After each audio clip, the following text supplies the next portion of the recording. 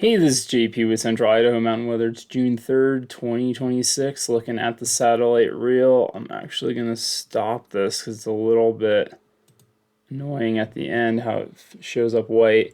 We got a big low in the Pacific that's going to bring in a cold front tonight. That's going to increase the winds. There is a very slight chance of dry thunderstorms, and clouds will increase throughout the day. Looking at the mid-level water vapor, there is some moisture available coming in to the area, but you can see there are these sections of pretty dry air that is going to be making it pretty challenging to aid in those thunderstorms. Now, when we look at the HRRR model, start with the HRRR, which I typically show you all, you can see it doesn't look like it looks like mostly virga that's going to be coming through our area today.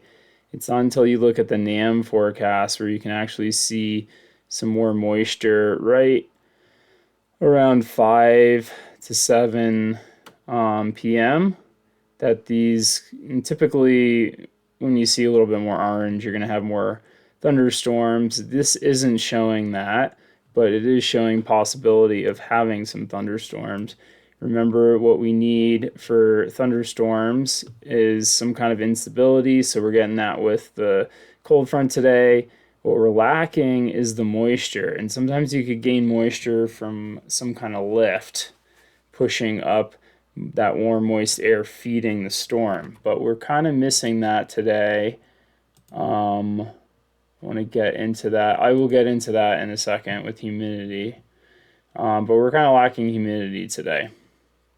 This is showing just the potential for thunderstorms. It's kind of well to our north.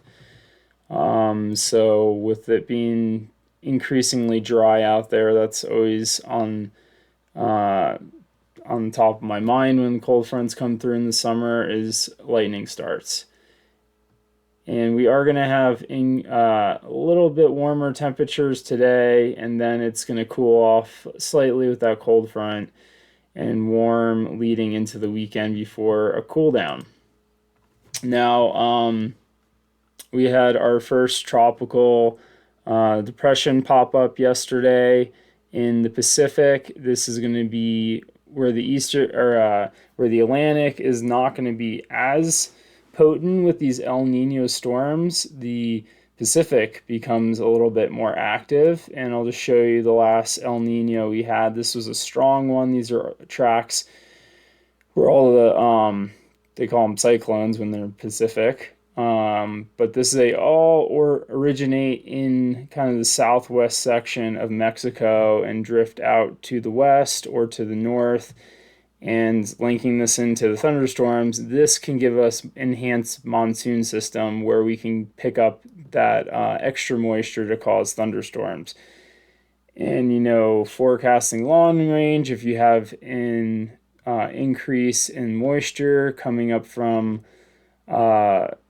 Mexico, that could increase the amount of thunderstorms we see this summer. That's kind of a really far forecast, but just throwing that potential out there. We do have red flag warnings in effect for the southwest corner of Idaho and very close to it where we are in Haley Bellevue and further south. I think they were lacking the thunderstorms. But as we can see on this chart, we are looking at pretty increased humidity. This is playing out to this afternoon. You can see single digits along where the Summit Creek fire is, and they're going to have some increased winds as that cold front comes through. Up in the Wood River Valley, we're going to be in the kind of the teens throughout today. We are going to have a little bit more humidity tomorrow. Humidity always picks up usually picks up overnight and then dries out throughout the day. So this is looking like 5 to 6 tomorrow. You can see we're in the 20s. So today's kind of more of the bigger threat of fire starts. Looking at how dry it is out there, the southwest corner is just looking super dry, and that's slowly migrating up into the central mountains. We're kind of the white clouds and sawtooths are still in that D0, and most of Blaine County is D1 with a little D2. So we are heading into the drought pretty quickly.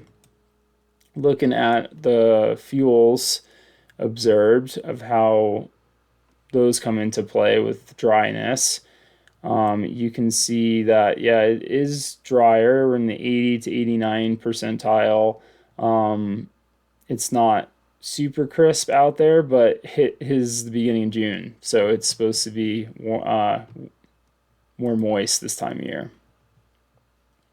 Looking at the 500 millibar chart, we're going to have a little upper level low come through today, swing in that cold front, and then this bigger low comes through on Friday, Saturday time frame. I think that's looking better for us to get some scattered thunder showers Saturday and Sunday because of that increased moisture. And then that's going to push on through. And then Tuesday, Wednesday really looks like the next time we're going to get moisture. That low is going to be a little further to the south. I'll just play this back a little bit. So yeah, this is leading in. Even through the weekend, it's not really showing anything from that storm, which could be heads up, could be some red flag warnings with that thing coming through. It's not until Wednesday where we start picking up some moisture. It looks better in the mountains where you get a couple tenths. In the valleys, it still looks like nothing. So that's going to be our next hit of moisture we can see. And that's showing up well in the extended forecast here for the 6 to 10 day range.